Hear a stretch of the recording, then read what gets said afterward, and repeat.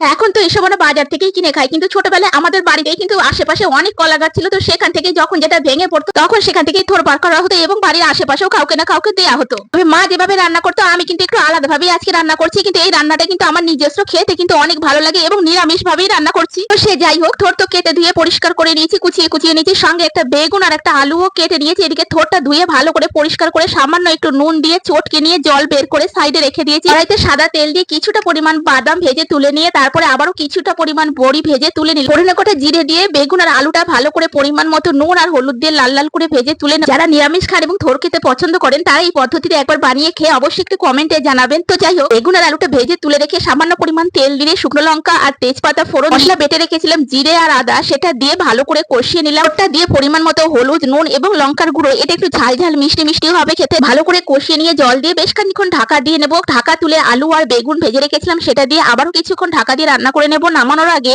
ঘি, গরম মশলা, চিনি আর ভেজে রাখা বড়ি আর বাদামটা দিয়ে বেশ আবারও কিছুক্ষণ ঢাকা দিয়ে নাড়াচাড়া করে নামিয়ে নেব। নিরামিষ দিনে এইভাবে একবার বানিয়ে খেয়ে দেখতে পারেন, অসাধারণ লাগে কিন্তু খেতে।